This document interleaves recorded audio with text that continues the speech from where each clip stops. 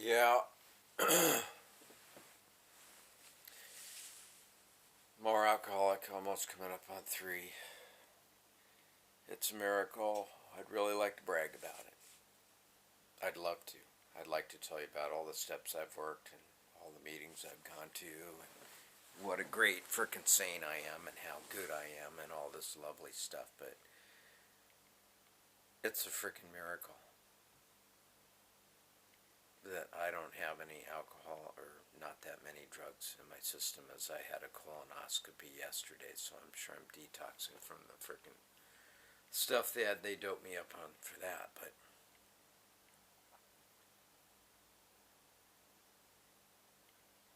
for me, every day alive,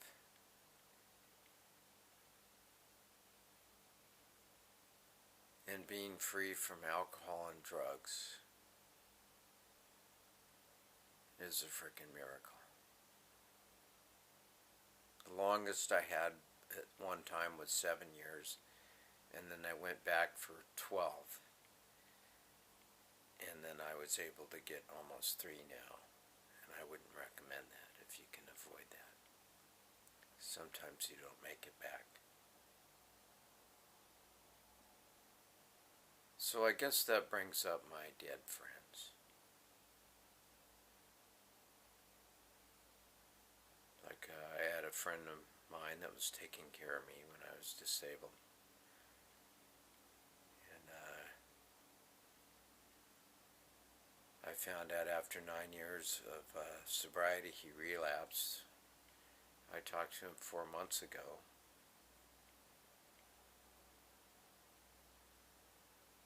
And he told me he relapsed, and I told him to get back to meetings or he was going to die. And I guess he was trying to sober up or going through DTs.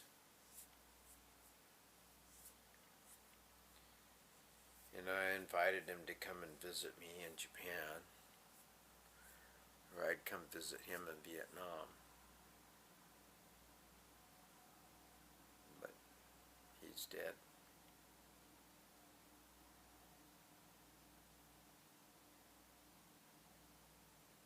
And then Mark was a good friend of mine, probably one of my best friends that I went out with off and on for years. I think he had 4 years at one time. And he's dead. He was on some of my TV shows, so was Brian too.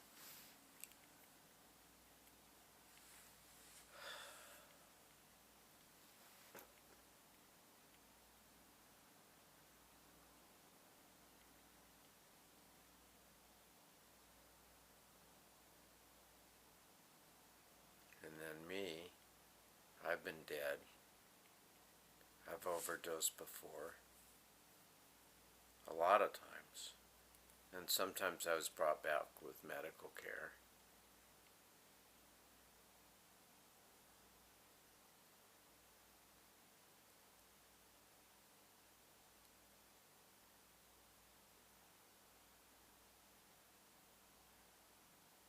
And another friend of mine,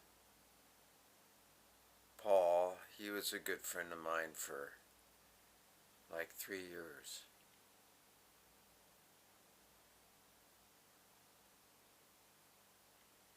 My adoptive family, they refused they just didn't take care of me at all, so I left home early. That's another story, but so Paul took care of me, and he lived in his parents' house and all that shit.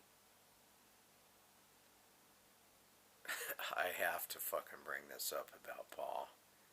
I don't know why. But this guy's, he was built like a football player. He was probably about 6'1", around 270 or 260, so he's stocky, and he was fucking big muscular guy. I think he was more of a drug addict than an alcoholic.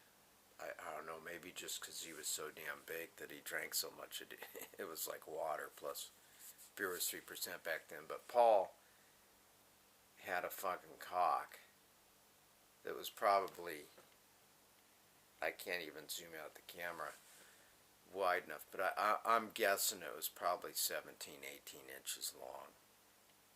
And it was like as big around as a fucking beer can.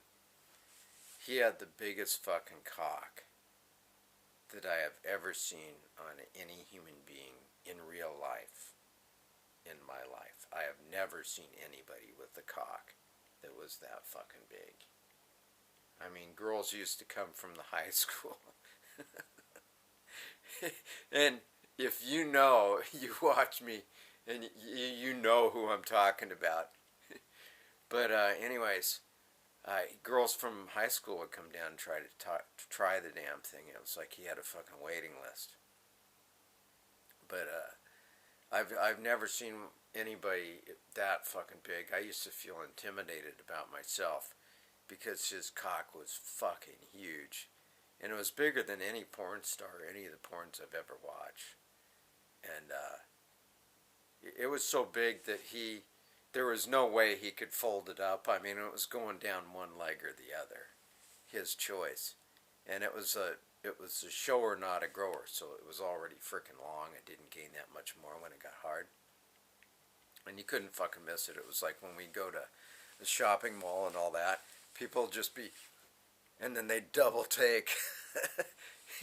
Because he'd wear jeans and shit and all that and show it off, and they'd just fucking, yeah, everybody would stare at it, you know, and I'd see parents explaining to their kids, trying to explain to their kids what it was. Yeah. Oh, God. But he basically died from alcoholism too and everything. He got mixed up with the mob.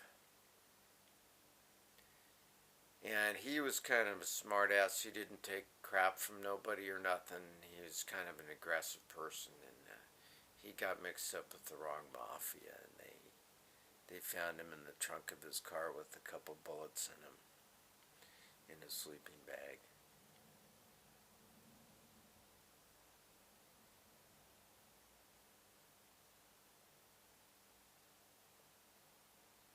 What a frickin' waste. Then the guy that theoretically killed him, it's like one of those Kennedy assassinations where the killer gets assassinated. Kind of weird.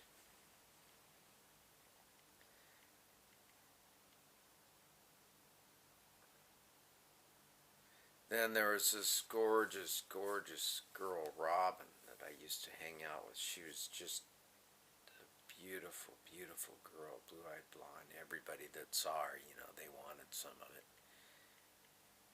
And I could have had some, but I never partook. I saw her more as a friend and all that. They found her underneath the wood pile, beaten to death by a baseball bat.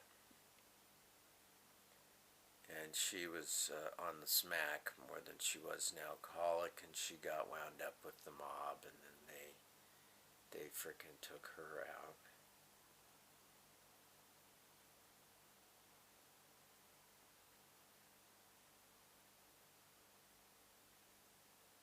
And they almost took me out a few times, but I don't want to get into detail, but I managed to wiggle out of that. But I look at all my circumstances in my life and everything. It's all alcohol and drugs. Is basically what got me into those situations where I mean they're alcohol and drug related, depending on how you look at it.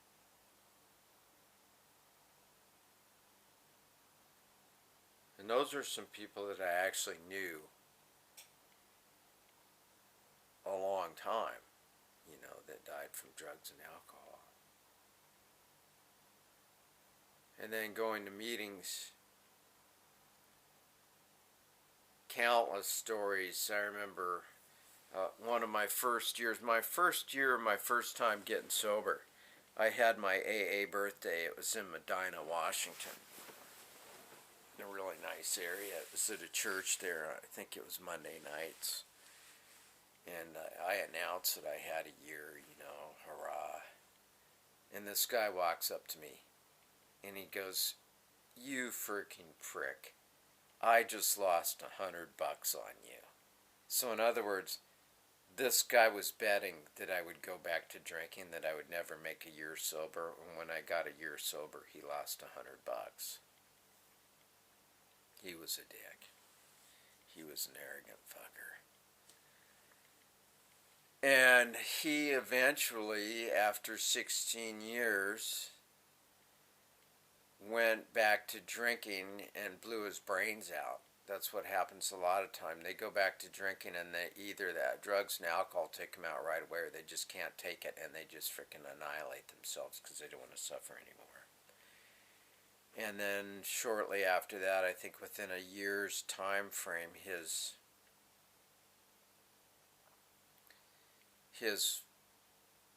daughter committed suicide.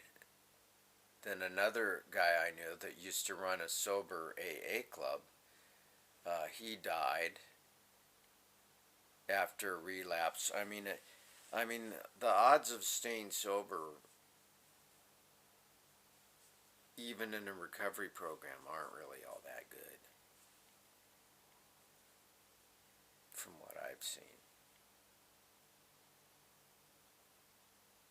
Maybe 3 in 100 alcoholics ever stay sober the rest of their life, and maybe 10% get periods of sobriety now and then.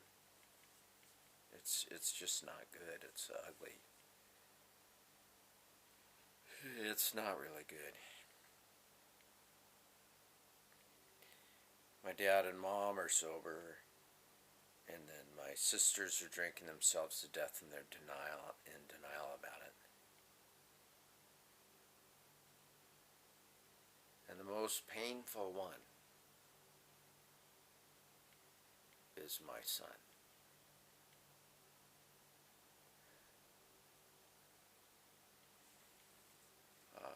Obviously, he has my genetics, and my ex says she's not an alcoholic, she's ADD. But I remember when she used to drink, she would just vomit and throw up, and she uses drugs and all that stuff.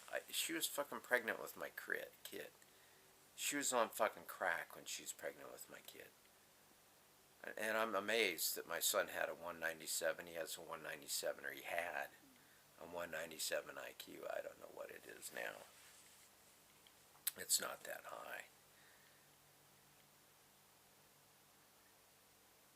And I was arguing with her because a mutual friend died a week ago about how he shouldn't be drinking or smoking pot or taking anything at all. And she's arguing with me about how he's not an alcoholic and he doesn't have a problem with it. And I go, 50% of his genes are alcoholic for sure, if you're going to say that yours don't. And so he's surrounded by it, and there's nothing I can do.